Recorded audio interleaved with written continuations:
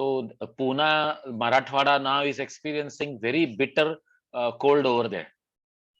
It's like that.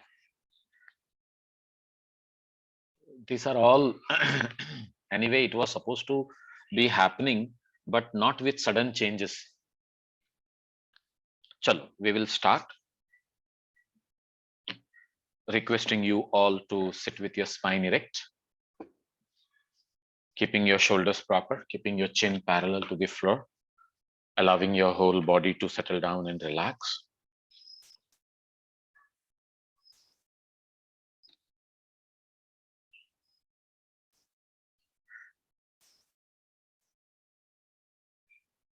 Slowly inhale.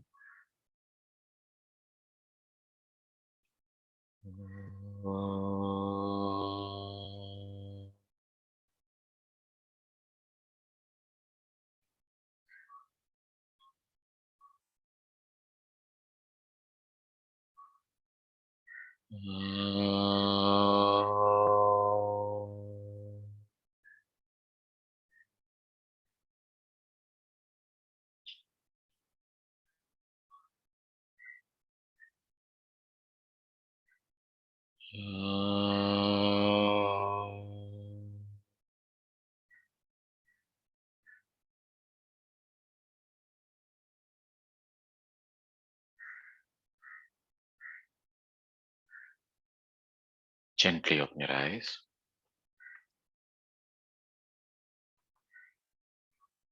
Yes. So last class we had done Bhadrasan completely, and today we are going to start from the 11th shloka, that is the second chapter. If you come to the 11th shloka, it is talking about Siddhasan, Muktasan. Since Muktasan is the other name for Siddhasan as per Hatha Pradipika, but here the technique which has been explained and shown is quite different from what we usually do in Siddhasan. Okay, so you will realize how Muktasan and what we call as Siddhasan, and after that we went on to understand swastikasana, और फिर स्वस्तिकासन के बाद में हमने ये भी देखा कि how the practice of Gomukhasana is to be done, and after Gomukhasan we went on to understand the practice of Dhanurasan, और फिर धनुरासन के बाद में वो going for Mrut Asan, that is your Shavasana, and that is where we stopped. So one session we stopped at Bhadrasan, and the next session we stopped at this Shavasana. So today, not 11, rather we will start from shlok number 20, which was Guptasan, which was done earlier. So 21 is the shlok that we start from. And that is going to be about the practice of Muktas, apna Matsyasana, not Muktasan, Matsyasana, how to do Matsyasana. It is page number 57 in your book, and the shlok number is 21. Assuming the Mukta Padmasan position, Mukta Padmasanam Krutva, Uttanam Shayanam Charet, lie down on your back. Kurparabhyam Shiro Veshyam, Rogandham Matsyamasanam. So, as you are sitting in Mukta Padmasan, what is Baddha Padmasan and Mukta Padmasan? In Baddha Padmasan, you are holding the big toes from the back. In Mukta Padmasan, you are keeping your hands free. That is Mukta Padmasan. And here it is told in Mukta Padmasan, Mukta Padmasanam Krutva, Uttanam Shayanam Charit, lie down on your back. Kurparabhyam Shiro Veshyam, the elbows are supposed to be taken towards the head. And as you fix them, place them properly, this kind of positioning of Matsyasana or Matsyam Asanam, as it is written here, is going to help you to overcome many diseases. It is like, destroyer of diseases, it is said. So this was Matsyasana. Now we are going ahead and trying to understand how to do Matsyendra आसन। मत्स्य आसन के बाद में हमारा आ जाता है मत्स्येंद्र आसन। उदरम पश्चिमाभ्यासम कृत्वा तिष्ठत्य यत्नतः नमृतं वामपादं हि दक्षजानु उपरि न्यसेत्। As you slightly pull the tummy in towards the back, bend the left leg and place the foot beside the right knee. Namritam vamapadam hi dakshajanu upari nyaset. You are keeping it at the right knee. और फिर आगे कहते हैं तत्र याम्यम कुरपरम च वक्त्रम वाम्य याम्य करे अपि च भ्रुवोर मध्ये गता दृष्टि पीठम मात्स्येंद्रम उच्यते। पीठम मात्स्येंद्रम उच्यते, इसी को जो है मत्स्येंद्र आसन कहा गया है, ऐसे का लिखा जा रहा है। लेकिन टेक्निक क्या बताई जा रही है कि अब आपने लेफ्ट लेग को फोल्ड करके उसे राइट नी के बाजू में रख दिया। ऐसे रखने के बाद now you are placing this knee, the knee which is above the left leg knee, उसके पास आप क्या रखते हैं, राइट एल्बो। तो अगर लेफ्ट नी ऊपर है जो सीलिंग की तरफ पॉइंटेड है, उसके बाजू में आप राइट एल्बो को लॉक करके हाथ को ऐसे रखते हैं। यहां पर हाथ को लॉक नहीं किया जा रहा है, नहीं तो हमने हठ प्रदीपिका में क्या पढ़ा था कि राइट एल्बो को नी के पास रखते हुए यह हाथ आगे ले जाकर हमको क्या करना है, हुक करना है बिग टो को, किसके, लेफ्ट लेग के। अब आप सोचो, here you are not hooking the big toe, you are keeping it like this. तो मैंने ना मेरे स्टूडेंट्स को पूछा why Gheranda Muni is going ahead and giving only this way. तो बच्चे भी बड़े बदमाश होते हैं, academic students are all very naughty. तो वो बोलते हैं सर उनके हाथ पहुंचते नहीं होंगे, उनके हाथ की लंबाई छोटी होगी, उनसे जो है ना वो बिग टो पकड़ में नहीं आता होगा, इसलिए उन्होंने हाथ को उठा के ऐसे रख दिया। तो मैंने बोला फिर इससे पर्पस कैसे सॉल्व होता है। तो बोले देखो उन्होंने पहले ही बोल दिया कि पेट को अंदर खींचो और लॉक करके ट्विस्ट करो और ऐसे हाथ को रख दो। तो anyways we are focusing on our मेरुदंड which is getting the twist. तो भले आप अंगूठे को पकड़ो या ना पकड़ो, ट्विस्ट तो हो रहा है ना sir. Now this were the people who were very lazy in doing that Matsyendra asana position. जो एक्सपर्ट थे ना वो तो बोले नहीं सर ये तो मजा नहीं आएगा, you will not get that effect, and they were also right. But the lazy students will say नहीं सर ऐसा लॉक करके रखेंगे तो हो गया ना, हम एग्जाम के अंदर ऐसा कर सकते हैं कि नहीं कर सकते हैं सर, ऐसा भी पूछेंगे वो। Now this is where we have to understand the situation. तो you can say that this is सुलभ Matsyendrasana, easy way of doing Matsyendrasana. और उन्होंने नाम इसको मत्स्येंद्र आसन दे दिया, ये बात सही है, but at the same time it is very peaceful and better to go ahead and do it like this.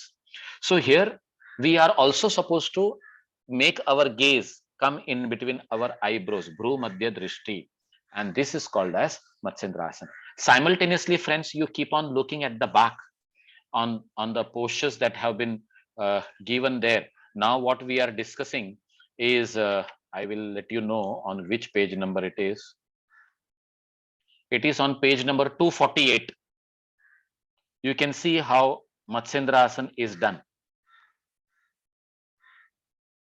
Okay, so the right leg which is folded in front with the knee in front, the foot of the right leg is kept on the left groin, and the left leg folded, the foot of the left leg is kept beside the right knee, and there you are locking it with the elbows and keeping the palm beside your cheeks and allowing your gaze to become focused in between your eyebrows.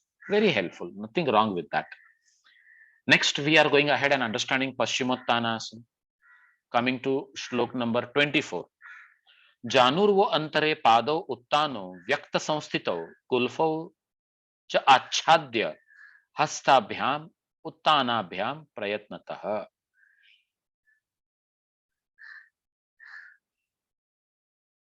Keeping the 2 feet turned upwards between the knees and the thighs, hiding the ankles with the upturned hands. This is known as Gorakshasana, not Paschimottanasana. It is going ahead and explaining to us the Gorakshasana. How did I miss that? ठीक है. So here, when we are told Janurvo Antare Pado Uttano व्यक्त संस्थितो, उनको दोनों पैरों के जो तल पैर हैं वो ऊपर की तरफ करके रखना है. एंड गुल्फो च आच्छाद्य हस्ताभ्याम उत्तानाभ्याम प्रयत्नतः. तो this गोरक्षासन is somewhat very similar to that of Bhadrasana, but the placement of the feet is slightly different. So the soles are facing up. अब कई लोगों का मानना ऐसा है, जैसे कैवल्यधाम ने यहां पर कहा है कि हम जैसे पद्मासन में बैठते हैं वैसे ही बैठना है और हाथों को अपने पैरों के ऊपर रख देना है. अगर आप चाहें तो पिक्चर को आप पीछे देख सकते हैं. But there are other schools who are also coming out with a legitimate explanation. क्योंकि हमारे पास दूसरे schools की बुक नहीं है, इसलिए हम वो पिक्चर नहीं देख पा रहे हैं. लेकिन अगर आप देखेंगे गोरक्षासन, तो गोरक्षासन is like, you know, bringing both the soles facing upward but not crossing the legs, because crossing the legs की बात यहां पर नहीं की गई है. हाँ, लेकिन there are people who keep their knees more separated, and as they fold the legs, they keep the soles facing the ceiling, which is very tough to do, but their legs are not crossing. क्योंकि यहाँ पर लिखा हुआ ही नहीं है कि आप अपने पैरों को जो है क्रॉस करो. So keeping the 2 feet turned upwards between the knees and the thighs, hiding the ankles with upturned hands. Where is it is written that you keep your right foot on the left thigh and left foot on the right thigh? That is not written here. So automatically the explanation given by Kaivaladam here becomes doubtful, whether they have gone ahead with the right understanding of the placement. But people, what they do, you know, अब जैसे कि मैं आपको बता दूं कि समझो ये दोनों हाथ जो हैं मेरे दो पैर हैं, और मैंने दोनों पैरों को नजदीक लाकर अगर कभी दोनों पैरों के तल पैरों को ऐसे ऊपर की तरफ करके रख दिया, which is not easy. उतना पैर हमारा पीछे जाता नहीं है, उतनी अच्छी तरह से पैर हमारा फोल्ड होता नहीं है, और दोनों तल पैरों को हम घुमाकर ऐसे सीलिंग की तरफ रख सकें, इतना इजीली वो पॉसिबल नहीं है.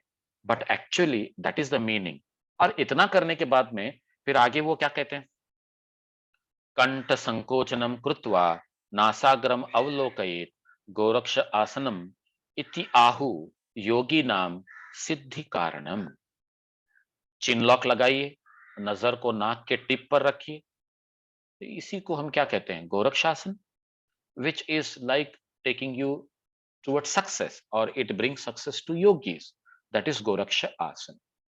So I hope these two postures that we have just done now, one is the 3 postures we have done.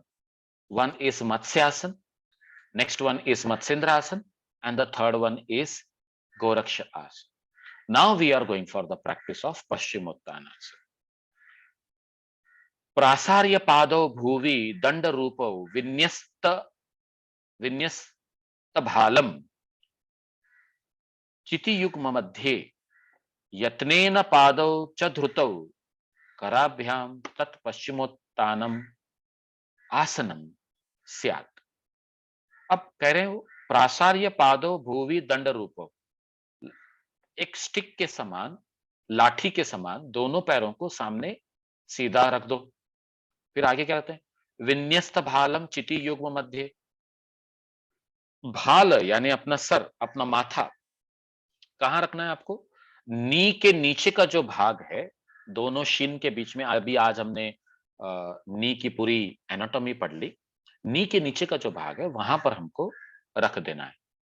यत्नेन पादौ च धृतौ कराभ्याम. You should put in efforts to catch hold of your feet with your hands, and as you do that, that is known as Paschimottana Asana. So this is how we are doing Paschimottana Asana, which you all know. लेकिन एक difference बताता हूं. हठ प्रतिपिका में हमसे कहा गया है कि हुक द टोस, और यहां पर क्या कहा गया, होल्ड द फीट.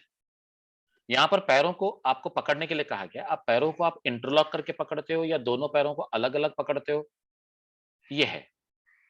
हठ प्रतिपिका में कहा गया है कि माथे को जो है घुटनों पर रखो, इसमें लिखा गया है कि घुटनों के जो नीचे का भाग है वहां पर रखो। See how it is written.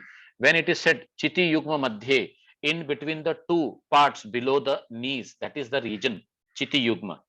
So here, stretching the two legs on the ground like a stick, placing the forehead between the two fronts parts below the knees, that is the head of the tibia there, and holding the toes with the hands is called Paschimottanasana.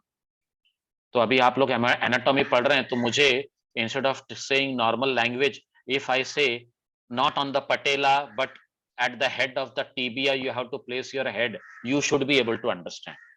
क्योंकि मैं ये बोल सकता हूँ कि आज आपका नी का एनाटॉमी हो गया है, तो you are understanding the medical language now. Okay, तो that is where you also grow as a teacher. See, मैं एक बात बोलता हूँ, हम हमेशा हमारे टीटीसी के अंदर बच्चों को ये बोलते हैं, how you can become a better teacher. It is not that the other teachers are not good or better, but how you can become better than the other teachers. Try to improve your communication skills in such a way that you are making your students more knowledgeable. So in your communication skills, you are taking the words which may not be known to your students. वो आपको पूछेंगे, sir ये tibia क्या है? और आपने कहा tibia का head. What is femur? What is patella? What is that articulate cartilage? What is the inferior one? What is the posterior one? What is the axial? जैसे स्टूडेंट्स आपको पूछता है ना, आपका भी रिवीजन होता है, और अगर आपको उसकी मालूमात है, तो सबसे अच्छी बात क्या है, the student understand that this teacher of mind is not only having just yoga knowledge, but he is also having the knowledge of the body. The moment that clarity comes to the students, you become a better teacher. The preference for you above the other teachers becomes clarified here. You people are not going to work that much commercially, but at the same time, who are entering into yoga as career, we have to emphasize anatomy, physiology a lot on their head. And that is the reason it becomes important to make them better teachers. Otherwise, teacher तो बहुत हैं. कई लोग तो देखते सीखते teacher बन जाते हैं, और वो कर लेते हैं, अच्छा भी कर लेते हैं. उनके पास कोई सर्टिफिकेट नहीं होता, लेकिन वो बोलते हैं कि मैंने इतने साल से इतने लोगों को इतना सिखाया, अभी तक मैंने कोई प्रॉब्लम फेस नहीं किया. That is also right. I agree. But at the same time, becoming anatomically aware and going ahead and understanding what is extension, what is flexion, what is overextension, what is overflexion, जैसे जैसे ये चीजें clear हो जाती है ना, सिर्फ आप वो पर्टिकुलर लोकल एरिया पे फोकस नहीं करते हो.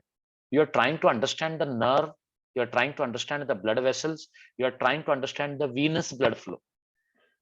जैसे आज हम डिस्कस कर रहे थे कि भाई keeping the legs loose, how it is going to affect your venous blood flow, and that is the reason that we should be always keeping some rest in our below our foot. ये छोटी छोटी बातें हैं जो एक yoga teacher के लिए बहुत जरूरी है, and this knowledge brings a clarity in the performance of the yogic practices also. और खास करके there may not be many bookish precautions, मतलब बुक में जो प्रिकॉशंस लिखे हुए रहते हैं ना, वो आपको इतने नहीं दिखेंगे सामने, लेकिन जब आपको सामने वाला एक बंदा दिखेगा, आपको समझ में आ जाएगा कि this person is going through this issue, and nowhere in the book it is mentioned that he should be careful, but I can literally see that anatomically he is getting affected because of this practice, so let me advise him to be careful or avoid. And that is where your self knowledge helps you to go ahead with becoming a better teacher. Okay, so nicely understood and said. Let us go ahead for the next, which is known as Utkatasana. यहाँ तक सब clear है, because this we have been practicing, so you should be knowing it very clearly. There should not be any doubt. But still, if you are having any doubt, please ask. Okay, we are going ahead. Angustabhyam Vashtabhyam, Angustabhyam Vashtabhya धराम गुल्फौ चखे गतौ तत्र ऊपरी गुदम्यस्य विज्ञेयम tat utkatasanam, tu utkatasanam. So here, firmly fixing the two big toes on the ground, यानी पैरों को toast को अंदर की तरफ करके आपको उसको जमीन पर फिक्स कर देना है. The heels being raised up to the air and placing the anus on the heels is called as utkatasana. अब एक बात बताता हूं. एक तो आपने टोस को जमीन पर रखकर हील को उठा लिया, यानी जैसे ताड़ासन में हम हील को उठाते हैं वैसे आपने उठा लिया. अब आपसे कहा जा रहा है कि now you bring your buttocks on to the heels, that means you are going to bend your knees. In this position, the knees are of course going to go beyond the line of the toes because only toes are kept on the floor. और जैसी knees आगे जाते हैं, here we come for the over flexion of the knees. Ideally, people who are aged above 40-45 should avoid this. They should not do this. क्योंकि over flexion of the knees is not good for them. Ideally, there is a deterioration as per the age, which is a common thing to happen with everyone, with our standards of eating habits and all. पहले के जैसा जो पुराने जमाने में सब चीजें pure मिलती थी, घी भी प्योर हुआ करता था, दूध भी प्योर हुआ करता था, हवा भी प्योर हुआ करती थी. आज सब में मिलावट है. शरीर, वो जो गाय है या वो जो भैंस है, उसके शरीर में ऐसी मिलावट है कि निकलने वाला दूध भी जो है मिलावट के साथ में बाहर आ रहा है. तो we have to be careful. We have to take precautions. Now, what is the precaution here? Even if you want to be on your toes, which is not easy, with the heels up, not on the floor. As you are bending, come to your thighs only parallel to the floor without letting the knees to go beyond the line of the toes. That is where you are avoiding over flexion. जैसे आज हमने देखा standing ऊर्ध्व उत्कटासन उन्होंने बताया. ऊर्ध्व उत्कटासन में हम क्या करते हैं, हाथों को ऊपर ले जाकर नी को बेंड करके हम नीचे की तरफ आते हैं. तो जैसे हिप को पीछे लेकर आप नी को फ्लेक्स करते हैं, बेंड करते हैं, obviously it is like building tension on the calf, building tension on the thighs, building tension on the muscles of the knees and strengthening them. ज्यादा टेंशन तो देते ही नहीं हम, क्योंकि हमको पता है कि कब बाहर आना है. ज्यादा से ज्यादा 5 से 10 सेकंड रोक लिया, बाहर आ जाते हैं. That is more than enough, जो आज हमने देखा. बट ये उत्कट आसन क्या बता रहा है कि आपको ऑलमोस्ट अपने हिप्स को लाकर हील्स पर रख देना होगा. Your anus is getting placed on the heels and that is known as Utkatasana. So Utkatasana is only meant for those people who are having healthy knees. They should only go for that complete, otherwise they should restrict them to partial bending of the knees only, where the thighs are parallel to the floor. Okay, I hope this is getting clear to you. कोई doubt है यहाँ पर? Sir पीछे इसका वो plate है क्या, photo? हाँ है ना, 249 पे है मेरे ख्याल से. एक सेकंड, आई विल जस्ट. अच्छा ठीक है. 249 में देखिए, वहां पर जो मैडम है वो आपको बता रही हैं कि किस तरह से हम अपने बटक्स को हील्स पर रखते हैं. और खास करके जितना आप पैरों को अलग रखकर अगर बटक्स के नीचे रखोगे तो उतना ज्यादा सेफ होता है. लेकिन इंस्ट्रक्शंस में जैसे दिया हुआ है, दोनों हील्स को मिलाकर आपको एनएस के पास रखना है, तो that becomes more challenging. Okay, so this is how it is done as Utkatasana. Now friends, we are going ahead and doing संकट आसन. हाँ, yes. वेरिएशन देखिए है, एक में कई बार हाथ ऊपर स्ट्रेट अपस्ट्रेच रखे जाते हैं, एक में हाथ सामने रखे जाते हैं. तो are those also valid variations या? Very much. जो हाथ सामने रखते हैं वो बैलेंसिंग करने के लिए रखते हैं, ताकि आपका बैलेंस ना जाए. अगर आप हाथ को थाइस पर रख देते तो कई लोगों का बैलेंस खो देते हैं वो.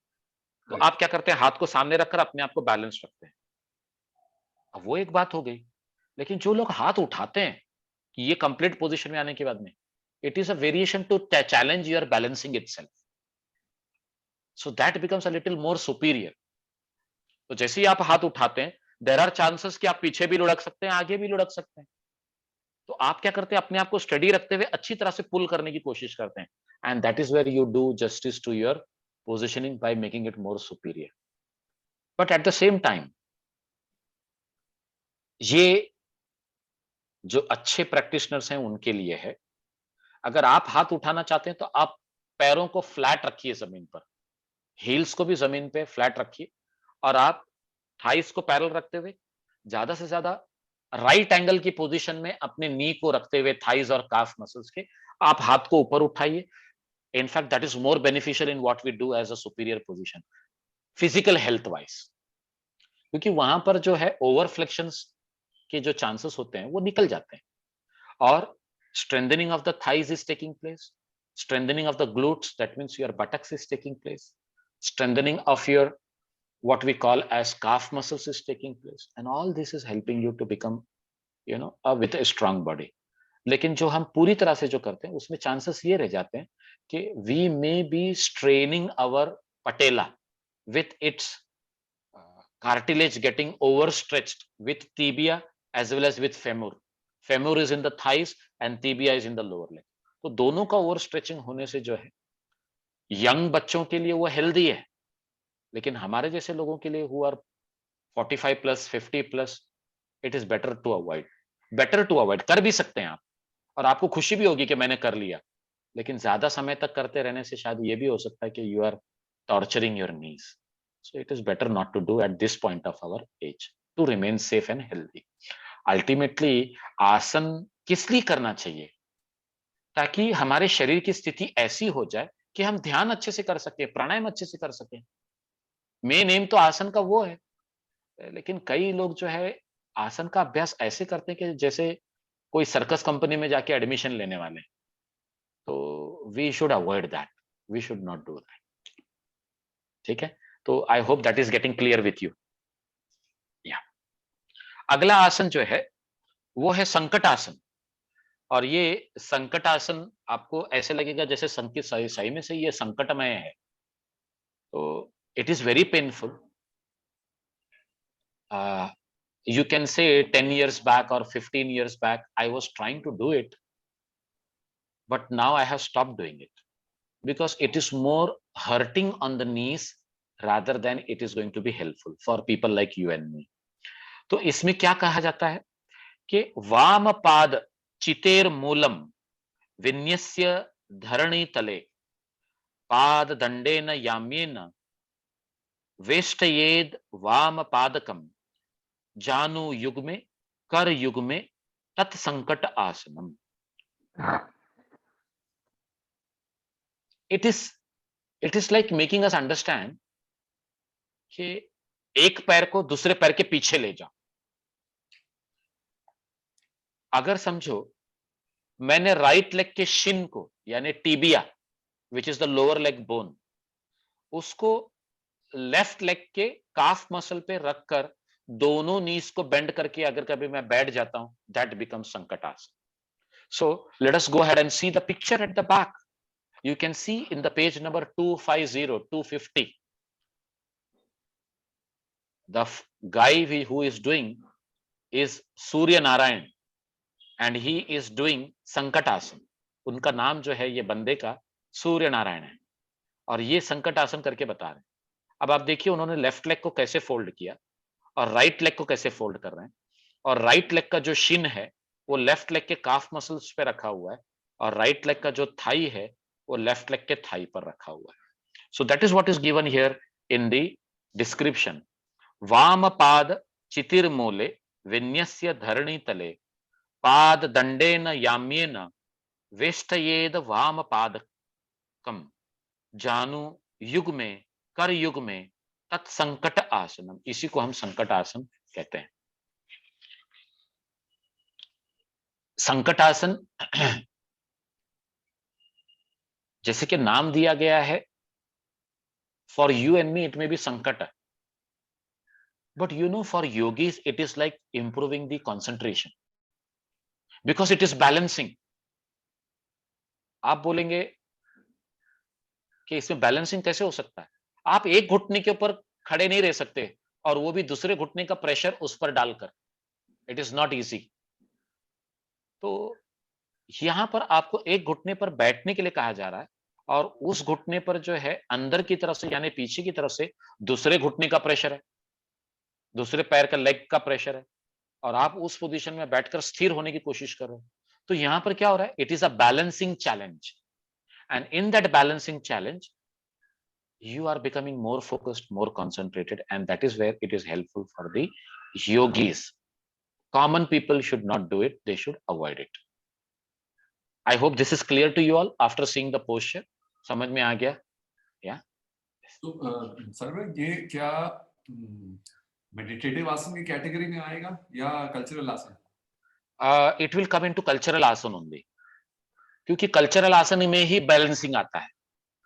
जहां मेडिटेटिव आसन की बात आ जाती है तो वहां आपका जो बेस होता है वो ब्रॉड होता है और वो बैलेंसिंग नेचर का नहीं होता। बैलेंसिंग करते करते हम अपने नर्वस सिस्टम को मोर स्ट्रांग बना देते हैं। But when it comes to meditative asanas you have to have a broad base where you are sitting comfortably and you do not face any challenge from this situation circumstance or the body itself. But ये संकट आसन में तो आपको challenge face करना पड़ता है। जैसे वृक्षासन में आप चैलेंज फेस करते हो, वैसे ही एक पैर पे खड़े रहकर अगर आपने नटराज आसन किया तो उसमें चैलेंज फेस करते हो। अगर आप उष्ट्रासन कर रहे हो और उष्ट्रासन के अंदर अगर आप एक पैर को उठाकर उष्ट्रासन करने की कोशिश करोगे, that itself will become challenge. तो ये करने के लिए पहले आपको उष्ट्रासन में ही खड़ा होना होता है और उष्ट्रासन में खड़े होने के बाद में एक पैर को उठा के दूसरे पैर पर रख दिया जाता है और जैसे ही हम दूसरे पैर पर रख देते हैं, उस पैर का जो शिन है वो नीचे वाले पैर के काफ मसल पे रख देते हैं। तो राइट थाई को उठाकर जब आप लेफ्ट थाई पे रखोगे तो आप बोलोगे गोमुख आसन के जैसे हो गया, लेकिन गोमुख आसन में हम पैर को ऑपोजिट थाई हिप के पास ले जाते हैं, जबकि यहां पर आपने क्या किया, उसी पैर के ऊपर क्रॉस करके आपने रख दिया, which is very difficult to go ahead with. So that is why it is a balancing challenge not to go ahead with the meditative, it is pure balancing and cultural आसन। कई बार तो जो classification होता है ना, हम तो classification 3 में ही करते हैं, कल्चरल, मेडिटेटिव एंड रिलैक्सेशन, लेकिन कुछ स्कूल जो है बैलेंसिंग आसन का क्लासिफिकेशन अलग से करते हैं और वो बैलेंसिंग आसन के क्लासिफिकेशन में I hope this is clear to you ना। वैसे इसके बेनिफिट्स, कोई स्पेसिफिक बेनिफिट्स हैं संकट आसन के?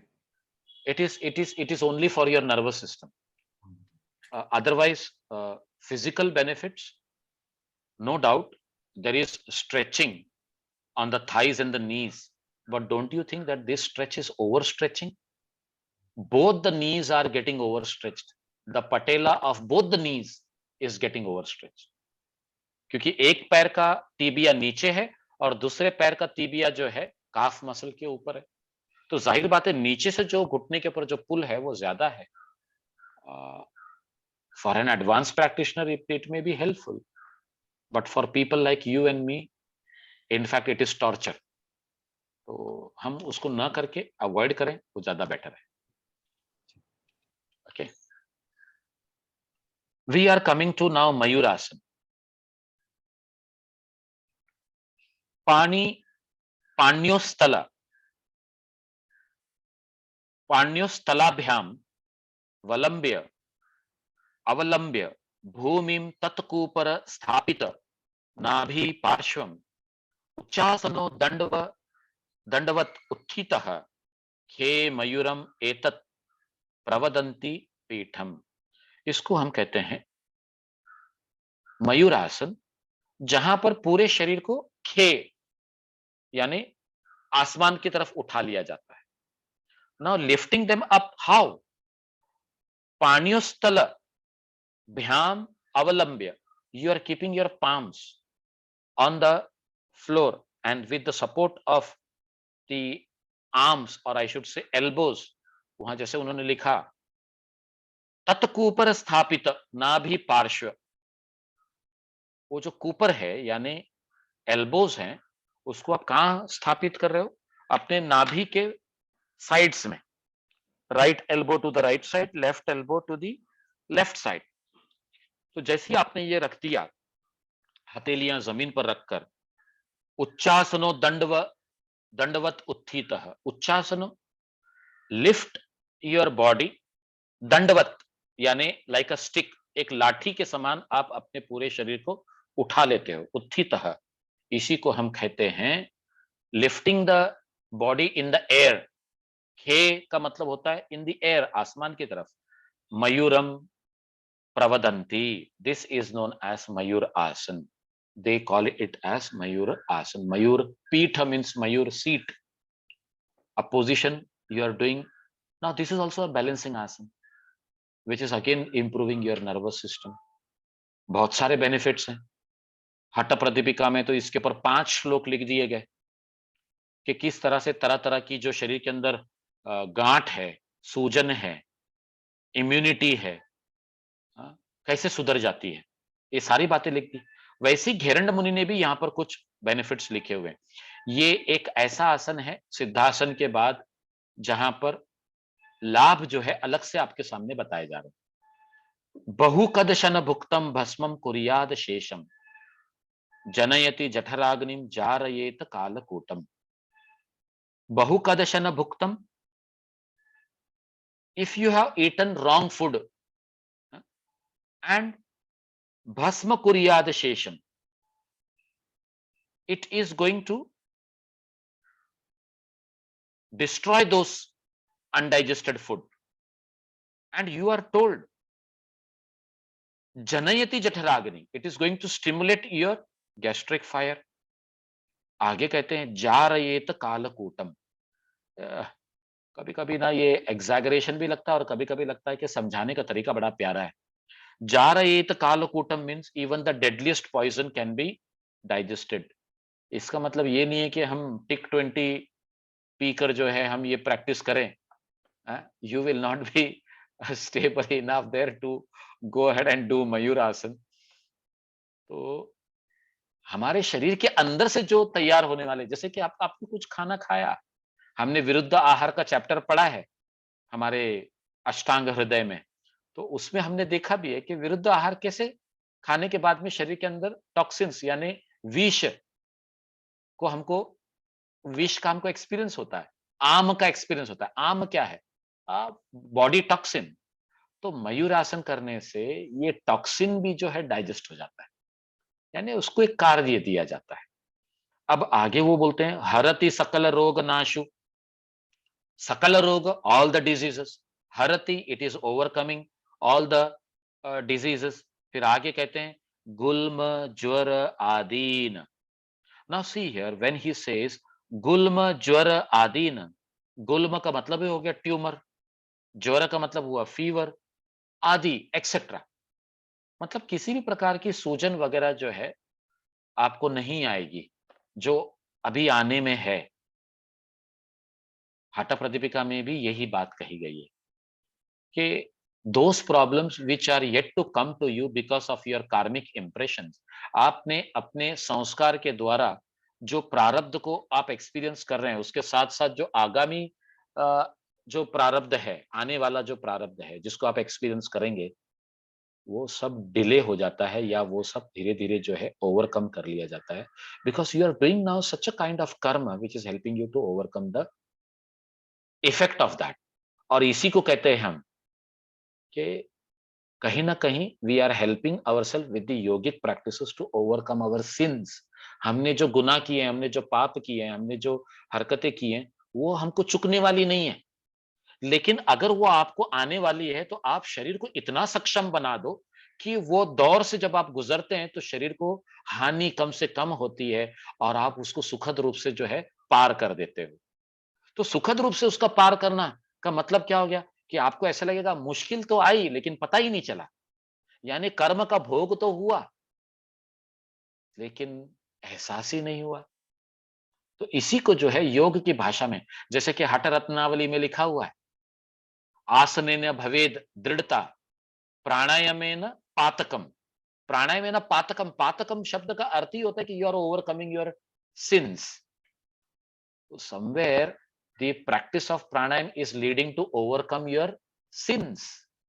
आपकी जो गुनाह है, आपके जो कर्म है, जो कर्म के भोग आपको भोगने हैं, वो हर लिए जाते हैं। क्यों? क्योंकि आपने शरीर को उसके लिए तैयार किया, उसका सामना करने के लिए तैयार किया। जैसे जंग के मैदान में जाने वाला एक सिपाही जो है, एक बुलेट प्रूफ जैकेट पहनता है, हेलमेट पहनता है, पैर में जूते अच्छे पहनता है, हाथ में शस्त्र लेता है और फिर ढाल भी लेता है। ये सब किस लिए? कि उसको पता है कि मेरे सामने आने वाली जो मुसीबत है, वो मुझे हानि पहुँचाने वाली है, लेकिन मुझे अपनी तैयारी बना के रखनी है। तो आसन का अभ्यास करते हुए एक इंसान अपने आप को तैयार कर लेता है, and that is where the upcoming problems will be taken care of. इसीलिए तो योग सूत्र में जब हमने सेकंड चैप्टर में ये पढ़ा ना, 16वां सूत्र है, हेयम दुःखम अनागतम। सेकंड चैप्टर में जो 16वां सूत्र है वो क्या कहता है? हेयम दुःखम अनागतम। The problems which are yet to come, that is to be avoided. हेयम का अर्थ ही होता है उसको अवॉइड करना है। So somewhere we are in the practice of yoga, we are avoiding the problems which are yet to come. It is not that we are skipping those. Avoiding means avoiding the way you face it. You remain safe and the problem goes away, comes and goes away. That is the beauty of practicing yoga. Okay. I hope this is clear to you, Mayurasan. Yeah. And this is very beautiful. This is exactly the way मैंने in general life में भी ऐसे ही approach करना है. As a philosophy of life also this is perfect. But rather than external circumstances को avoid करने के या उनसे defensive होने के बजाय अपनी तैयारी, अपने शरीर, अपने मन, अपने प्राण की तैयारी इस तरह से रखें कि भाई हम उनको adapt कर सकें. राइट, या वो उनको अपन मतलब मीट कर सके उस चैलेंज को, या अपन ऑफ बैलेंस ना हो जाए, हमारा होमियोस्टेसिस ना बिगड़ जाए, इतनी अपनी फिजिकल तैयारी रखें, which is so it's very insightful Yeah, ये जो very much. और ये बातें जो है ना आपको सिर्फ योग शास्त्र में नहीं, अर्थशास्त्र में भी आपको मिलेंगी। कौटिल्य अर्थशास्त्र अगर आप देखते हैं, because you people are from that management background and all, तो चाणक्य ने जो अर्थशास्त्र लिखे उसके अंदर भी ये सारी चीजें मेंशन है कि सामने वाला कितना स्ट्रांग है, ये हमारा कंसर्न नहीं है। हमारा कंसर्न ये होना चाहिए कि हम कितने स्ट्रांग हैं। लोग कहते हैं कि हमको सामने वाले की कमजोरी के ऊपर हमला करना चाहिए, लेकिन उन्होंने बड़े प्यार से जो है ना हमें अर्थशास्त्र में ये बताया, your economy should be guided not with the other happenings but what you are doing to strengthen it. So the physical understanding should be brought about in economy so that you remain strong with the जैसे राज्य का कारभार हम कहते हैं कि the whole functioning of the country should be taken note of there and we should be doing it, and these things you will come across in अर्थशास्त्र. So we should be doing that also. और जब मैंने अर्थशास्त्र पढ़ा और जब मैंने सोचा कि योग शास्त्र में और अर्थशास्त्र में एक ही फर्क है कि अर्थशास्त्र दुनिया में कैसे जीकर मोक्ष को प्राप्त करना है ये सिखाता है, और योग शास्त्र जो है वो दुनिया में जीने के साथ साथ मोक्ष का जो आप कहेंगे जो जरूरत है वो भी आपको दे देता है। कुछ लोगों का तो ऐसा भी मानना है कि योग को दर्शन शास्त्र में क्यों इंक्लूड किया है, योग शास्त्र तो जो कुछ कहता है वो सब सांख्य शास्त्र का ही रिपीटेशन है, कौन सा नया कुछ बता रहा है उसमें। ऐसा नहीं है। योग शास्त्र की खासियत यही है कि जो सांख्य थियोरेटिकली बताता है वो योग उसको प्रैक्टिकली हमारे सामने प्रेजेंट करता है। That is the beauty of yoga. So yoga really requires that justification to be into the दर्शन शास्त्र। कई ऐसे डिबेट्स एंड डिस्कशंस होते हैं कि whether yoga should be there in the दर्शन शास्त्र, क्योंकि हमने हमारे फिलोसॉफिकल सिस्टम में मान लिया। There are so many discussions कि हम आस्तिक दर्शन बोलते हैं, नास्तिक दर्शन बोलते हैं। नास्तिक दर्शन बौद्ध, जैन, चार्वाक कहते हैं। जब आस्तिक दर्शन की बात करते हैं तो हम ये कहते हैं कि वेद के मानने वाले हैं ये। अगर मीमांसा को छोड़ दिया जाए तो कोई भी दर्शन वेद को पूरी तरह से नहीं मानता, या फिर एक बार वेदांत को भी ले लिया जाए, क्योंकि वेदांत जो है उपनिषद को पकड़कर ही चलता है। तो मीमांसा और वेदांत को अगर छोड़ दें तो भले आप न्याय ले लो, वैशेषिक ले लो, सांख्य ले लो, ये सब पार्शियली कनेक्टेड है वेद के साथ में, फुल्ली कनेक्टेड नहीं है। तो कहीं ना कहीं हमारी जो स्टडी है वो इस लहजे में और भी डीपर होनी चाहिए, तो आपकी जो योगिक प्रैक्टिसेस है ना उसके अंदर भी एक क्लैरिटी आने लगती है कि किस तरह से philosophy becomes the backbone of our practices. So philosophy is very essential. Anyways नहीं, on we should that, go. हाँ नहीं, sorry, that just last comment, ये आपने बिल्कुल सही कहा साबित भाई। जी I I also I been reflecting over the last few days, और जी मैंने यही महसूस किया कि अगर from a teacher training perspective, level 1 जो टीचर है वो ये है जो कि शरीर को समझता है, प्रैक्टिसेस को समझता है, व्याधि को समझता है, और थोड़ा बहुत थेरेप्यूटिक रिजोल्यूशन में हेल्प कर सकता है और हेल्थ को मेंटेन कर सकता है। So that is very good. पर जो योग आचार्य है, the next level is one who understands the शास्त्र, the underlying principles on which these practices are based, so that the insight becomes much deeper. So ये हाँ, ये this is where the syllabus is also designed likewise so that people have the knowledge of the text। हाँ, और नहीं तो कई लोग हमको ये बोलते हैं, हमको तो आगे जाके लोगों को सिखाना है कि कैसे प्रैक्टिस करना है, आप हमको ये पूरा शास्त्र का विज्ञान क्यों दे रहे हैं। तो उनको ये सारी बातें समझानी पड़ती है कि how philosophy is the backbone of practice, and then they really understand. क्योंकि सामने वाले को समझकर जब हमको सिखाना रहता है, तो जब तक फिलोसॉफी का ज्ञान ना हो हम सामने वाले को समझ ही नहीं सकते प्रैक्टिकली। फिर एक मैकेनिक में और आप में कोई फर्क नहीं रह जाता एज ए योगा टीचर।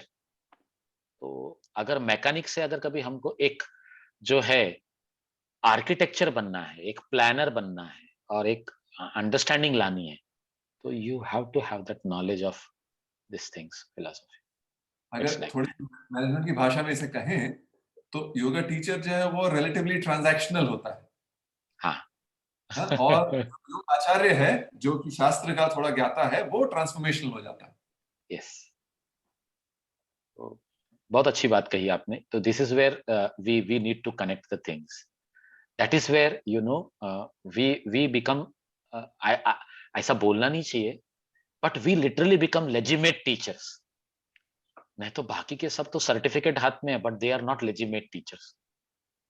वो जैसा आप बोलते हैं ना कि गधे और घोड़े दोनों दिखने में एक जैसे दिखते हैं, हाँ, और दोनों का प्रोडक्ट भी जो होता है वो कभी गधे की तरफ ज्यादा दिखता है तो कभी घोड़े की तरफ ज्यादा दिखता है। लेकिन हमको घोड़ा ही बनना है, हमको गधा या पोनी नहीं बनना है। Somewhere this understanding has to be. और जब मैं ऐसे शब्द यूज करता हूँ ना तो मेरे स्टूडेंट्स लोग बोलते हैं सर आप बहुत हार्श हैं। तो मैं बोलता हाँ ठीक है मैं हार्श हूँ, मेरा language is very wrong, but at the same time it is right knowledge to make you understand what is to be done at that time, because this is how you get the knowledge of yoga, otherwise you become, जैसे मैंने कहा ना, mechanic बन जाते हैं आप। that is not going to help। हमारे एक दोस्त थे, क्योंकि मैं पहले ट्रांसपोर्ट बिजनेस में हुआ करता था।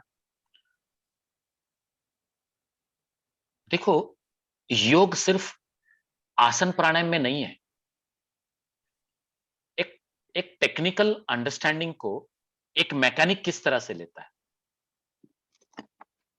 इंजन के अंदर कुछ प्रॉब्लम है, इंजन ज्यादा गर्म हो रहा है और कहीं ना कहीं इश्यू है। मैकेनिक को 10 बार बताया, मैकेनिक समझ नहीं पाया। लेकिन एक साधारण ड्राइवर जिसको एक्सपीरियंस अच्छा है, वो जब गाड़ी को चलाता है उस इंजन के साथ में, तो गाड़ी के फायरिंग, गाड़ी के गियर बदलने के साथ में गाड़ी का कर्राहना और गाड़ी का स्पीड पकड़ना और गाड़ी का स्पीड को रेस्ट्रिक्ट करना, ये सबसे वो ये जानकारी ले लेता है कि प्रॉब्लम किधर है। और वो जाके मैकेनिक को बोलता है कि तुम ये पॉइंट पे जाकर चेक करो, you will get the knowledge. This has happened with me. तो फिर मैंने बोला, वो मैकेनिक को जाके मैंने बोला, you are a BE in mechanical engineering and you have specially classified engineer, क्योंकि वो बाफना मोटर्स जो है टाटा का, वहां पर था वो इंजीनियर, और मैंने उसको जाके बोला कि you are a qualified one. तो उसने क्या बोला मुझे मालूम है, बहुत अच्छी बात बोली उसने, सर हम जो है ना वो किताबी मैकेनिक हैं, हम प्रॉब्लम को किताब से कनेक्ट करके प्रॉब्लम को सॉल्व करने की कोशिश करते हैं। ये जो बंदा है ना, ये किताबी मैकेनिक नहीं है, he is like the brain of the machine and he knows how that machine works and he knows where the problem is.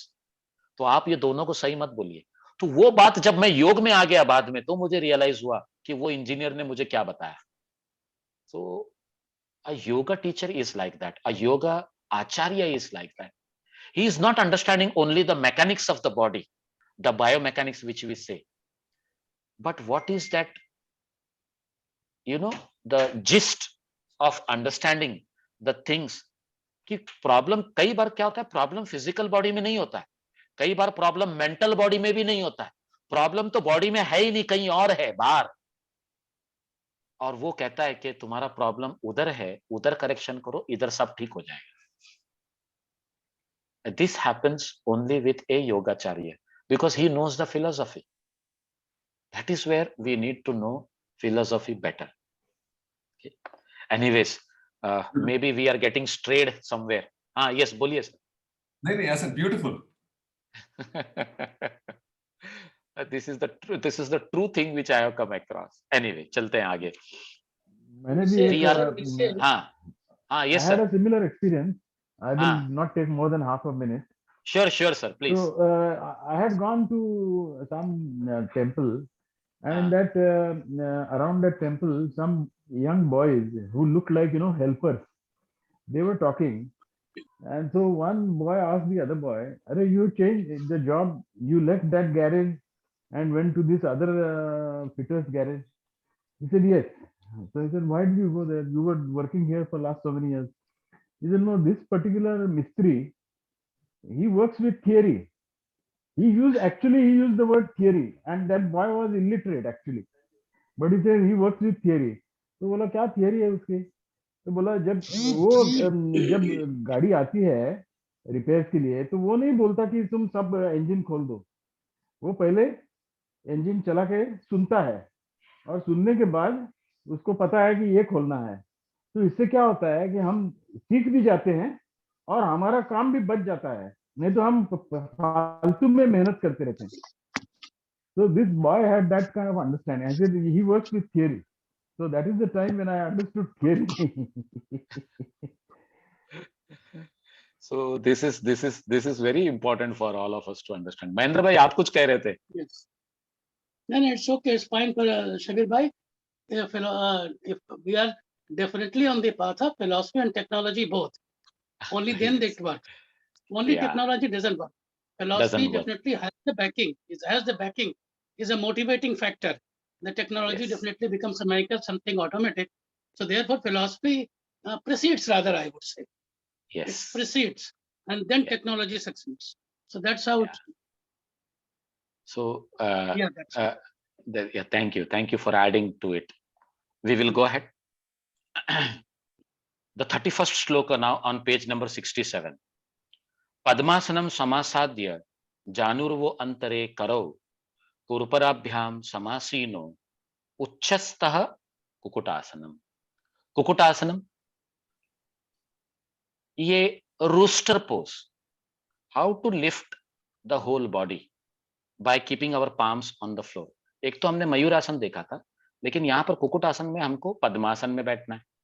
पद्मासन में बैठ के जानुर वो अंतरे करो, हाथ को जो है वो जानुओं यानी घुटनों के अंदर से हमको नीचे की तरफ डालने हैं।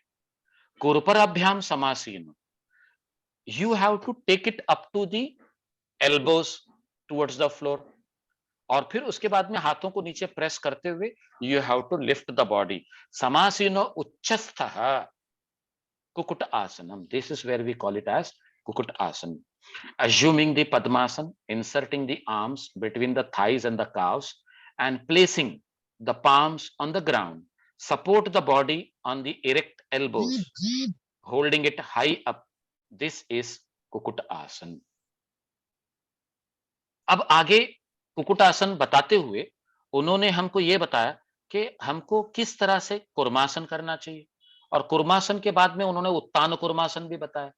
तो कुर्मासन में और उत्तान कुर्मासन में कुकुटासन का क्या रोल है? कुर्मासन में एक्चुअली नहीं है, बट उत्तान कुर्मासन में कुकुटासन का बड़ा रोल है। तो let us first see the 32nd one, where it says गुल्फौ च वृषण स्याधो व्युत क्रमेण समाहितौ रुजुकाय शिरोग्रीवम कुर्मासनम इतिरिम, placing the two heels everted under the scrotum, keep the spine, neck and the head straight. This is called as Kurmasana. And now placing the two heels everted under the scrotum.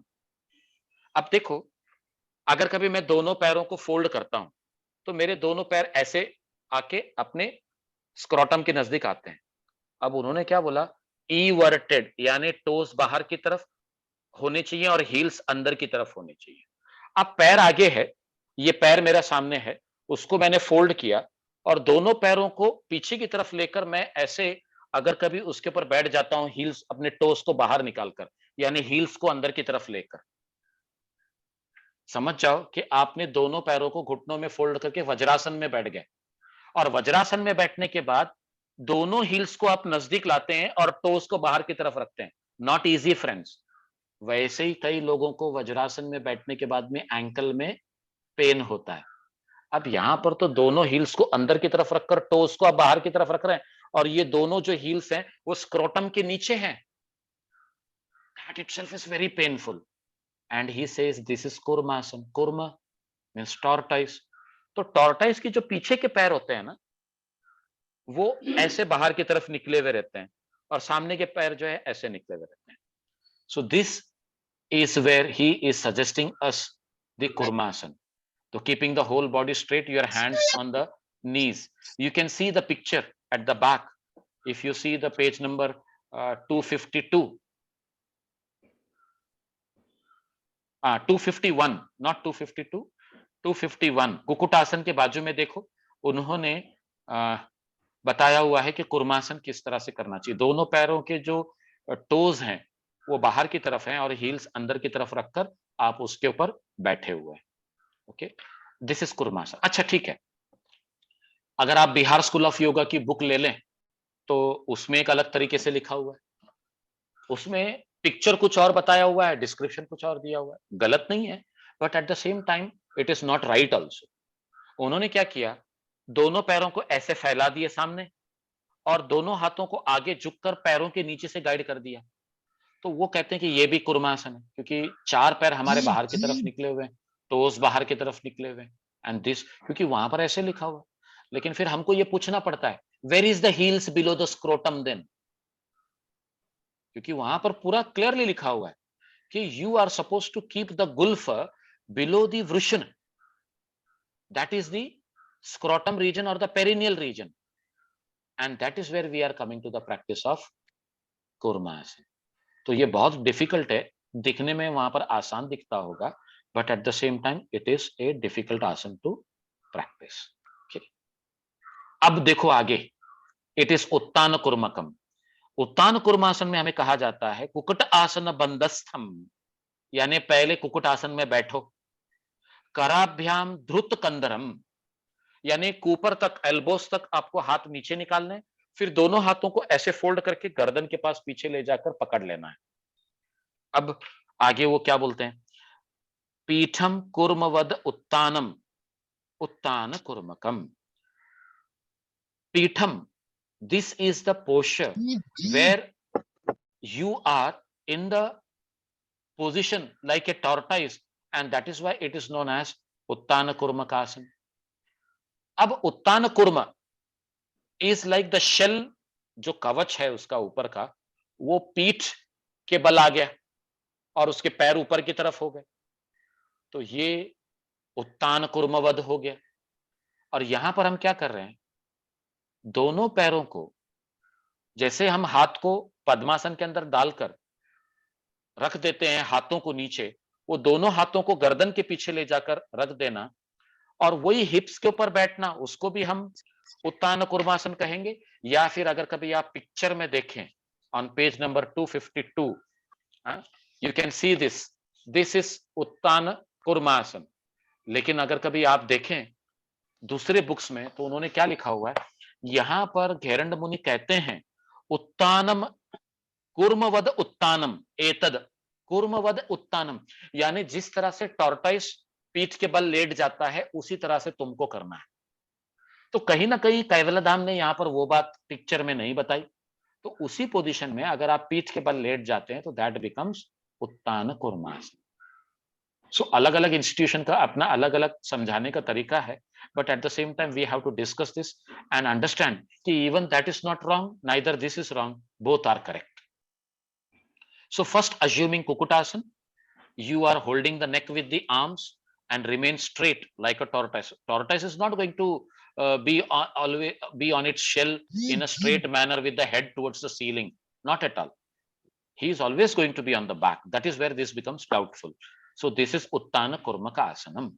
Okay, any doubt here you would like to share? Say which might be more difficult to do, वैसे समीर भाई, the sitting one or the lying down? no, both are easy. Easy in the sense if you are able to take the hands to the neck, you are on your hip bone. जो आपके जो हमारा ये कौन सा bone है वो iliac, I'm forgetting the name of the joint now, the pubic bone, उसके हड्डी के ऊपर आप आ जाते हैं, which is not always good. जैसे हम अभी कैसे बैठे हैं हम चेयर पर, तो वो हड्डी के ऊपर प्रेशर है, लेकिन वो हड्डी के साथ साथ हमारे मसल्स पर भी है, हमारे बटक्स की जो मसल्स हैं उसके ऊपर भी हमने अपने आप को रखा हुआ है।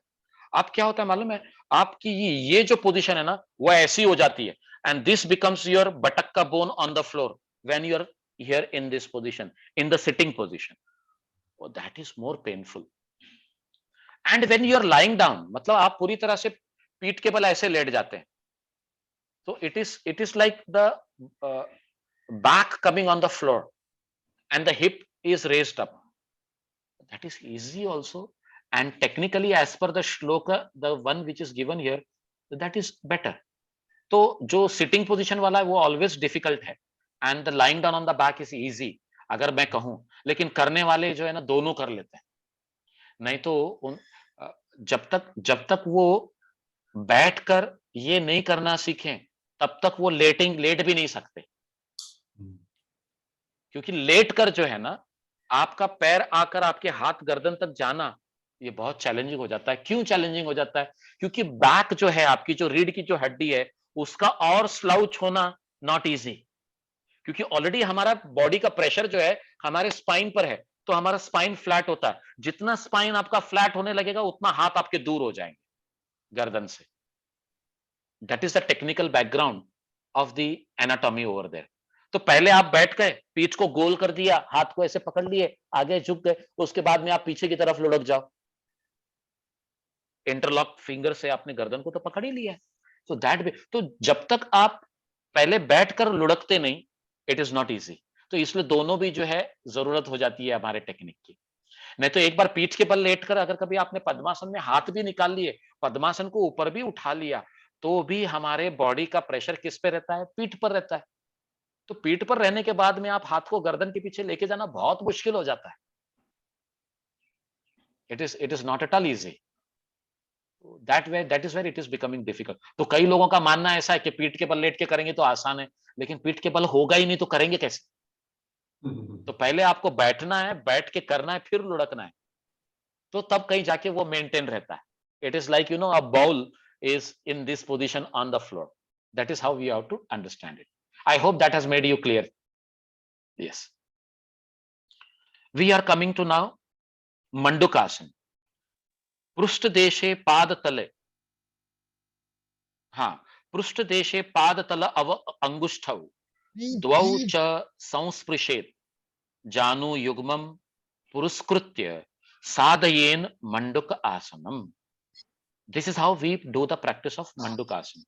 इसके लिए सिंपल तरीका क्या है? पहले आप वज्रासन में बैठ जाओ, और वज्रासन में बैठने के बाद में दोनों घुटनों को सेपरेट कर दो, right knee to the right side and left knee to the left side. That becomes Mandukasana. You can see it on the page number 252। अगर आप पीछे पेजेस को उलट के देखेंगे तो ये उत्तान कुर्मासन के बाजू में ही जो है मंडूकासन का पिक्चर दिया हुआ है। अब इसी मंडूकासन में अगर दोनों हाथों को उठाकर आपने अपने पीठ के पीछे अगर रख दिया, if you see in that page number 253, that becomes Uttana Mandukasana. और वाईसीबी के सिलेबस में ये दोनों पोस्चर्स हैं, क्योंकि कोई भी बंदा इसको आसानी से कर भी सकता है, तो एक टेक्सचुअल नॉलेज भी आ जाता है। और जब आप हाथ को उठाकर आप पीठ के पास ले जाते हैं, the right palm on the left scapula and the left palm on the right scapula and both the elbows coming closer, इससे जो है आपका सीना चौड़ा हो जाता है, आपकी जो फसलियां हैं उसके बीच में जो इंटरकोस्टल मसल्स है उनमें खिंचाव आ जाता है, and thereby the lung capacity also improves.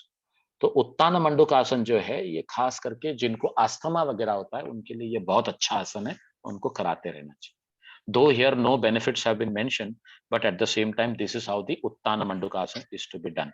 If you see the 35th shloka, it is written Manduk Asanam Madhyastam Kurparabhyam Dhrutam Shirah Etad Bhedaka Uttanam Etad Uttana Mandukam. So while in Mandukasana hold the head by the elbows, this is Uttana Mandukasana which resembles a upright frog.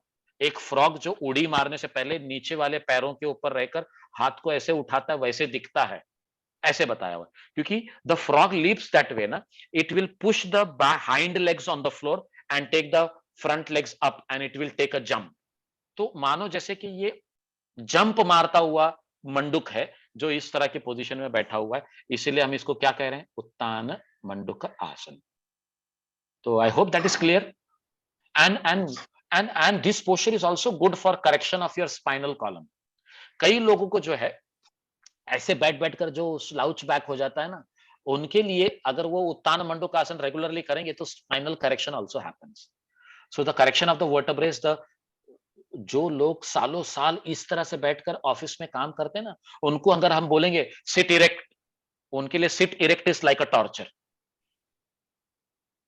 And if they slowly regularly start practicing Mandukasana and Uttana Mandukasana, it is really going to do a lot of wonders to them. Okay, so now we are going for Vrikshasana, which you all know how to do it and how simple it is and how we can go ahead. और यहाँ पर जो explanation है वो भी simple है, लेकिन इस explanation में हाथ उठाने की बात नहीं की गई है। हाथ को सर के ऊपर उठाकर ले जाओ ऐसे नहीं लिखा हुआ है।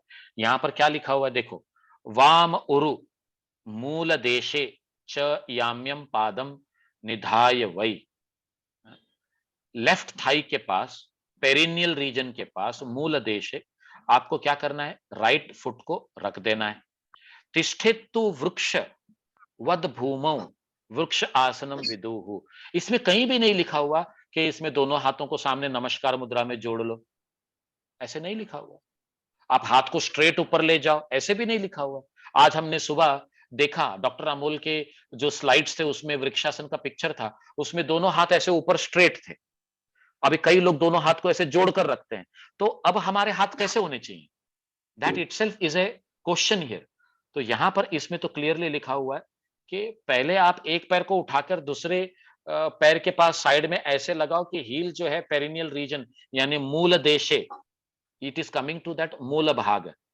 वक्षवद भूमौ वृक्षासनम इदम विदुहु, placing the right foot on the root of the left thigh, stand like a tree on the ground, this is called as Vrikshasana. तो अब ये अलग अलग स्कूल्स हैं, कोई हाथ ऊपर उठाकर ले जाता है, कोई हाथ को सीने के सामने रखकर करता है, कोई हाथ को अलग करके ऊपर की तरफ ले जाता है। This are all the variations of practicing vrikshasana, that is complete fine and they are all accepted, nothing wrong with that. So vrikshasana is done. Any doubt, any question? Vrikshasana is again balancing posture and it prepares your calf muscles, your thighs very well. Even it is good for knees. Yes, it is good for knees also, because the moment the strengthening of the quads and the calf takes place, believe me, you are training your knees to become strong. अभी आप बोलेंगे लेकिन साबिर भाई हमारा जो पैर जो है वो पेरिनियल रीजन के पास आता नहीं है, तो आपका पैर जहां आता है ऐसे समझ जाओ आपका पेरिनियम उधर है। ऐसे समझो. हाँ, simple. You do it. You cannot skip it. Your heel is not coming up.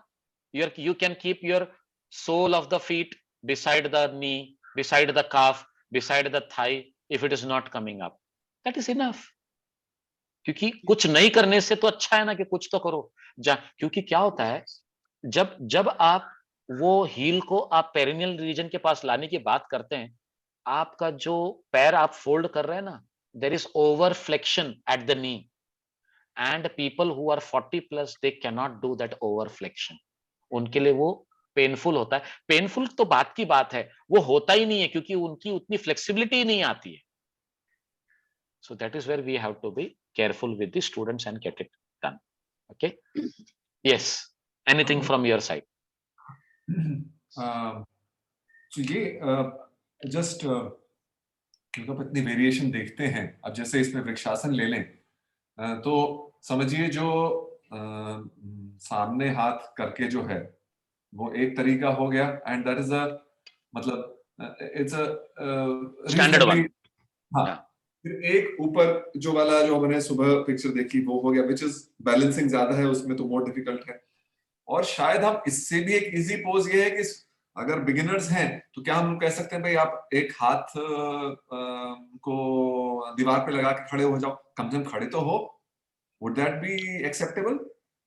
That will be truly acceptable. But हाथ को लगा के खड़े रखने के बजाय पीठ को ही लगा दो. पीठ को लगा Yes, दो. that's the- Correct. पीठ को लगाने से क्या होता है, आप जो है ना एक बार पीठ को लगाकर बैलेंसिंग पोजीशन में आ गए, then you can become aloof from the wall as and when you feel that you are coming on the balls of the feet. नहीं तो हाथ का सपोर्ट लेते हैं ना, तो हाथ का सपोर्ट लेने से आपकी बॉडी थोड़ी सी एक तरफ झुक जाती है, and coming on the balls of the feet is not easy. But when your back is at the wall, you can easily come on the feet and you can learn to become more balanced. That is how it helps. In the teaching, suppose if you were to teach Vrikshasana, I mean, just to take an example, and I'm sure this method may also apply to other postures. So we could as well say that stage 1 could be stand with your back to the wall and gradually practice, separating from the wall. So stage 2 could be, namaste in front, and stage 3 could be, at the top. So we Yes. would not. Yes. S Vyasa ने क्या किया है, as a preparation for Vrikshasana, they started with Tolasana. तोल आसन. और वो तोलासन में क्या करते हैं, अभी एक पैर तो जमीन पर है, दूसरे पैर को ऐसे थाई तक उठा लेते हैं. Thigh is parallel and the lower leg is loose. तो उसी पोजीशन में, और वो पोजीशन में आने के लिए वो क्या बोलते हैं, आप दोनों हाथ को टी शेप में रखो और एक पैर को उठा लो. अब यहीं पर जो है ना, वो दोनों हाथों के इससे जो है आपका बैलेंसिंग बनने लगता है और आप एक पैर पर खड़े रहना सीख लेते हैं. और उसके अंदर उन्होंने तोलासन ए, तोलासन बी एंड तोलासन सी भी रखा हुआ है. तोलासन ए में हम क्या करते हैं, एक पैर को उठा लिया, दोनों हाथों को ऐसे रखा. तोलासन बी में हम क्या करते हैं, दोनों हाथों को ऊपर ले लिया. और तोलासन सी में क्या करते हैं, दोनों हाथों को शोल्डर लाइन में रखकर जो पैर आपने ऊपर उठाया है उस तरफ आपको ट्विस्ट करना है. यानी अगर आपने लेफ्ट लेग उठाया है तो आपको लेफ्ट की तरफ ट्विस्ट करना है, which is again more challenging, क्योंकि ट्विस्टिंग बैलेंसिंग में अगर आप करने जाओगे तो आप लड़खड़ाओगे जरूर. तो अब यहां पर क्या हो रहा है, जब वो ट्विस्टिंग होने लगती है और आप फिर भी अपने पैर के ऊपर अपने आप को बनाए रखते हो, you are training the muscles of your legs to handle the situation. And in that handling of the situation, you become ready for Vrikshasana. So that is the lookout. तो वो उसको हम तोलासन बोलते हैं. और ये एस व्यासा बेंगलोर से स्टार्ट हुआ. I don't know whether it might have started some other place also, but this is also known as Tolasan, and it is really Yoga Institute में भी सिखाते हैं. I have seen there. Yoga Institute में भी सिखाते हैं. But it is not the mainstream practice. It is like a preparation for the Vrikshasana. Yeah. So, So Sabir this- bhai, arms Yes, should yes. be stretched, right? Arms should be stretched, right? Arms should not Arms- be. Yes, when you are keeping them in line with the shoulder, they should be stretched. Yes. When you are keeping them up also, they should be stretched. Yes. And when you are twisting also, the arms should be stretched. if you're keeping the arms loose, there are chances of losing the balance. Yes. Yeah. And one myth, most people says if you sit in lotus posture, you will become a yogi. But in my understanding, what I have seen, if you can stand in Vrikshasana with closed eyes for 5 minutes, you don't need to read all these books and do yoga. You become a yogi. You become a yogi. When I tried and I fell down on the floor. After 5 seconds, you will lose your balance. Very true. But at the same time, the definition of yogi cannot be determined only on Vrikshasana and Padmasana. There are other factors which we have to keep in the mind. I understand your mind, body, breath, all should be in one line, then only this will happen. See, that is where, Jai Kumar, what you said is perfectly right. But at the same time, I want to tell you, earlier we were discussing about philosophy. And here you can take support of Bhagavad Gita in the 6th chapter of Dhyana Yoga. The definition of yogi has been given. If you go through that, you will connect it nicely, because here the point of concentration, the method of concentration, the way you breathe, the way you withdraw your senses, pratyahar and all, everything you will see coming into that chapter in the 6th chapter. So that is where we are helping ourselves to become a better practitioner with the philosophy background. So yogi word which you have used, because in Bhagavad Gita, we come across a sannyasi, we come across a yogi, we come across a sthita prajna, everything, isn't it? They are all one and the same with some changes here and there if you are more literally, critical. But at the same time, fact is the same. It is not going to change. So we as yoga practitioner, we need to come to that level. Wherever we are doing the practices, we need to connect with philosophy. So as you said, okay, you will become a yogi, though it was a flow of your language as you said it, but at the same time, your student will catch, oh, who is a yogi? What is the definition of a yogi? अगर कभी मेरा जैसा student तुम्हारे class में आ जाएगा जय कुमार, तो you will find a problem. There will be many such questions. So you have to be careful there, that I am equipping myself, I am updating myself with those knowledge. Just now we were discussing about the philosophy coming as a support for our practices. Yes, Abhishek, how did I come to this conclusion? When my childhood, I was reading Amar Chitragatha. So most of the demons are doing, for boon, they're doing this tapas in Vrikshasana. So I thought from my childhood itself, this thought is inside, if you want to get something, you don't have to sit in cross-legged position on the floor. You should stand like that, and that is where, Jai Kumar, sorry for interrupting you. That is where, when I used to read Ramayana, Mahabharata, many stories in Amar Chitrakatha, today when I came into yoga and when we listen to the lectures of this philosophy or mythology and all, so we try to connect with that what we studied in the childhood. And when I ask the question related to that to my teacher, what he says, अरे वो बच्चे लोग के लिए है रे, तुम्हारे लिए कुछ अलग रहेगा. That was that is how they used to make us understand what is the background you should be taking after going through these philosophical mythologies. Okay, but what you are saying is true, because that motivates a child to be into this process, and maybe that is the reason that we are today into this and we are connected to that. We are more passionate about it. Maybe that is the reason. Somewhere it was ingrained in our childhood, and that has made us to flourish. So very true, very good. That's a nice addition to what you are saying. So kahi na kahi, see, in fact, there are people. There is one, my good friend, Dr. Vikas Chote. He is a Ayurvedic doctor, and you know what he has done? He has started storylines to teach yoga to kids, to teach Yoga Sutra to kids, to teach Bhagavad Gita to kids.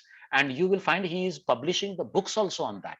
He has published one book on Yoga Sutra, especially for kids, how on the basis of stories we can connect the practices of yoga with that. So if you go on the, you will see that it is available on Amazon also, those books. And if you see his profile on Google, Dr. Vikas Chote, he's from Pune. He stays where Dr. Ashutosh sir stays. So you will be seeing it there. So and he is very much involved into this process of taking yoga as an ingrained way to the kids itself, so that when they grow up, they are ingrained with that philosophical background. True. Aisa. Okay. So nice addition. Thank you for hitting on that point so that we could discuss it here. May I take a half a minute again? Yes, sir, please.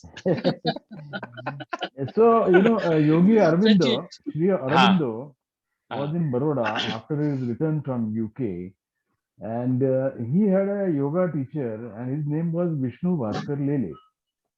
Now, Vishnu Bhaskar Lele taught him a lot of yogic practices, Yogi Aurobindo. And by the time Aurobindo also was into politics. So, and his speeches used to be very, very powerful. So he was invited to Pune to give speeches. So Sri Aurobindo came with Mr. Lele.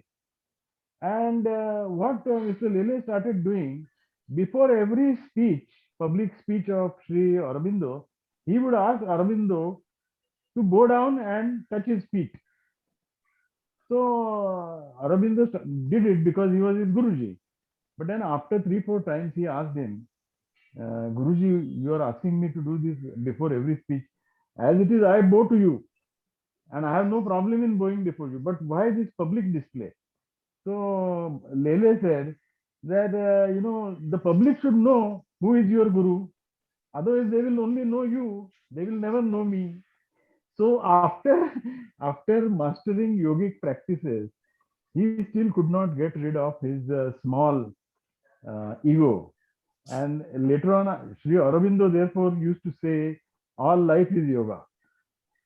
It's not only, mastering some yogic practices, but at all points of life, as you rightly said, you have to be Sthita Prajna, Sannyasta, Yes.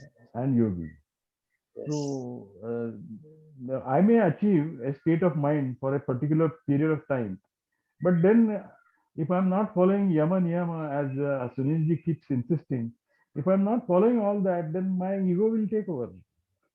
And Because all your the foundation is weak. If yamas and niyamas are not there, we are not having any foundation at all.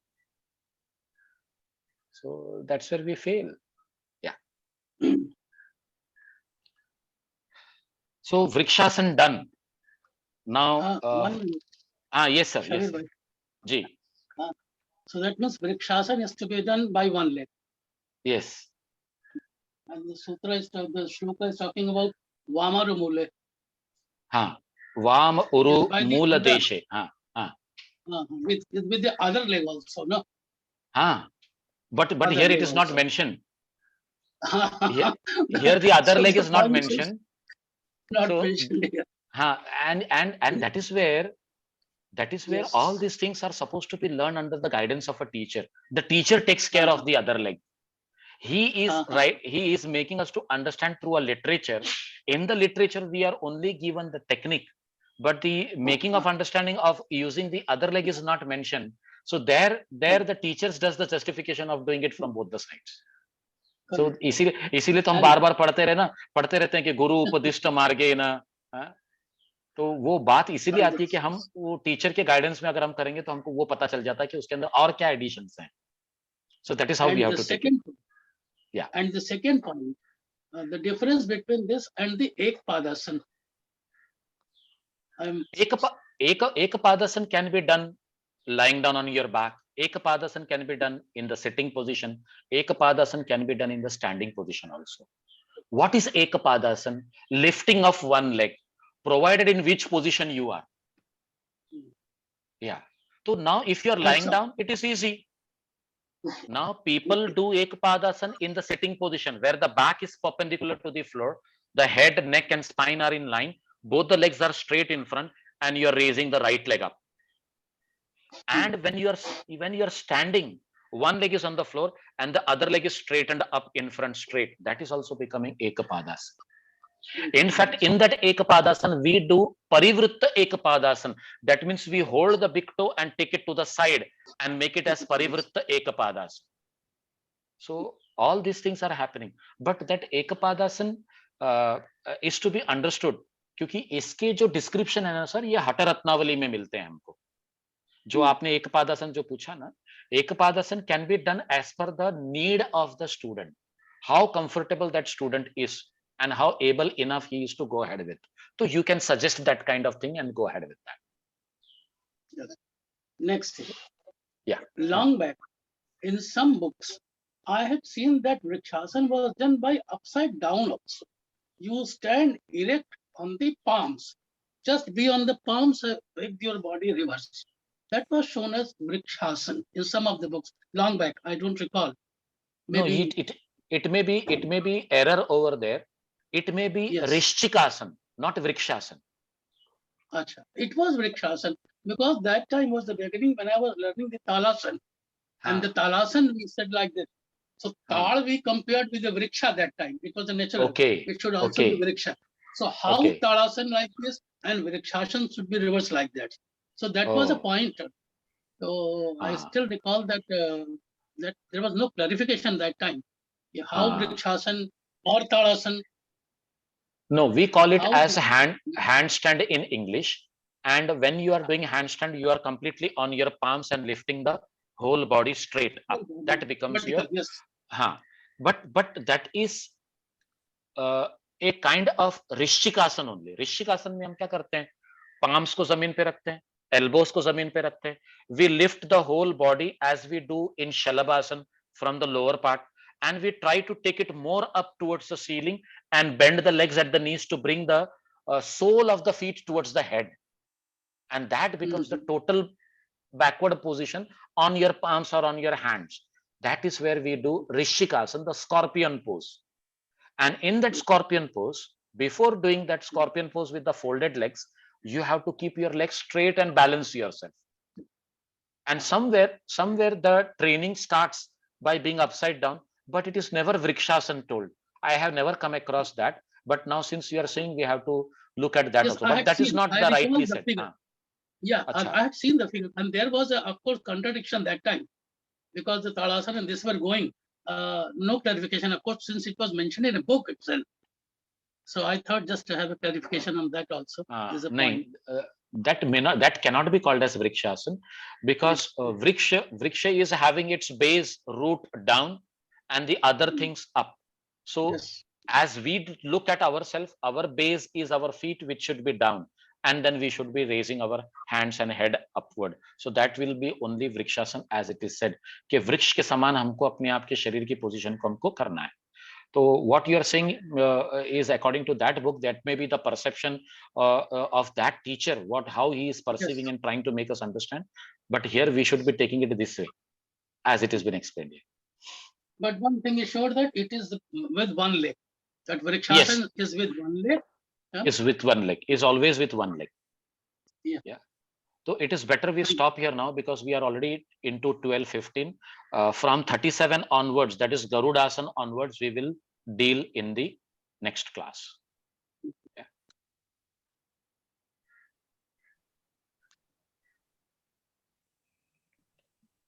Yes, Sunil bhai. आप भी prayer ले लीजिए. जी.